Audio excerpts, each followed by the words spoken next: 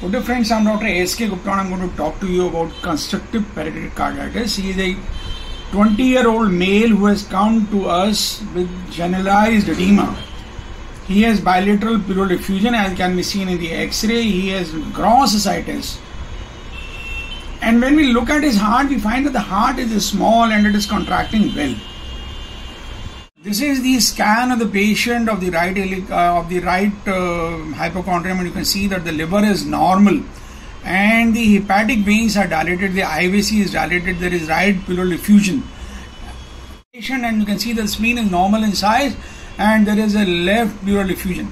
This is urinary bladder of the patient and there is a fluid in the abdomen, so the patient has signs of CHF on ultrasound examination. But what is the cause of the CHF? See that all the three hepatic veins are dilated and they sometimes call it the bunny sign, and this is the IVC which is 25 millimeters in size, and it shows that the patient is having CHF. Patient with generalized swelling like this comes to us, we either deal with the cirrhosis of liver, but here you can see that the liver is normal, so it is unlikely to be cirrhosis.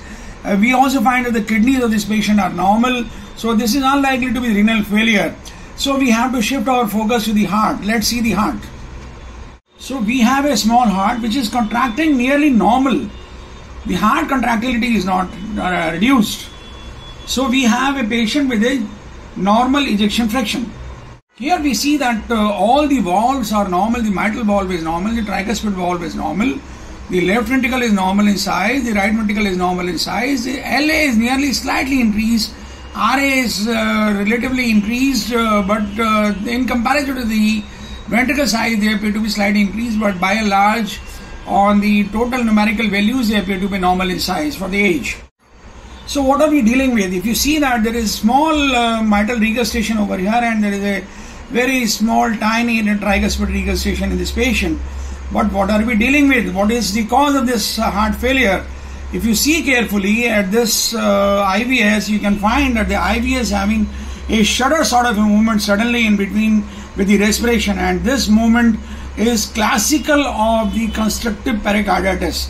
His ECG was done which was not showing any left bundle branch block, so the septal motion, jerky septal motion or the shudder motion of the left ventricular of the interventricular septum, the shudder motion of the interventricular septum without LBB is suggestive of constrictive pericarditis. The slow motion, and you can see that during the systole, suddenly the IVS moves towards the left ventricular side, and this is the respiratory variation, and this is classical of constrictive pericarditis. There are three important criteria for the constrictive pericarditis. One is the septal bounce that we have seen just now, and this is the paradoxical septal bounce and goes with the respiration. This is the respiratory variation in the mitral inflow velocity. You can see that the E wave over here is pretty large, around 50. Here suddenly it goes down, around 20, again 30, again 50. So there is a respiratory variation in the mitral inflow velocity which is characteristic of constrictive pericarditis. This is the septal E prime, and you can see that the septal E prime on the tissue Doppler is also decreasing with the respiration. As I said that the patient's ejection fraction is normal. Third important criteria is the diastolic flow reversal in the hepatic vein, and you can see that this is the hepatic vein and this is the diastolic, the flow has reversed, and these three things, one is the septal bounce, second is the mitral flow velocity reversal, and third is the diastolic flow reversal in the hepatic vein, are characteristic findings of the constrictive pericarditis, and all three can be seen over here. So we can safely say that this patient is having constrictive pericarditis. Now let us try to see for the constriction or this the thickness of the pericardium. And if I see, you can see that this is the left ventricular cavity, this is the visceral pericardium, this is the parietal pericardium over here, which appears to be thickened, and between the two you can see that there is a shaggy, thick exudative pericardial effusion, which is probably causing the constriction in this patient. Maybe that this patient is having tuberculosis. He gives a history that in August he developed fever which lasted for a few days, and since then he started having feature suggestive of congestive cardiac failure.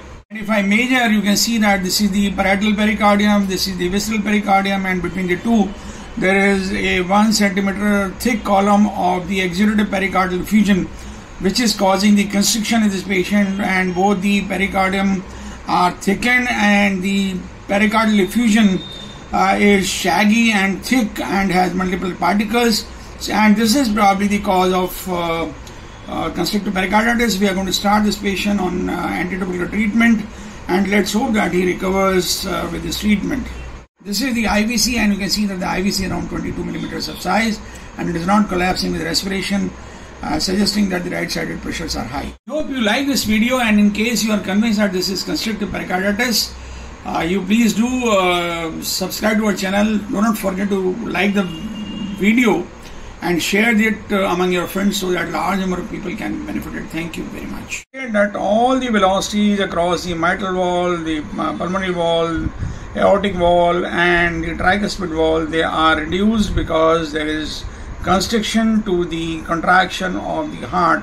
Though the heart muscle is trying to contract, but because there is constriction outside, so the heart is not able to relax and through the full volume.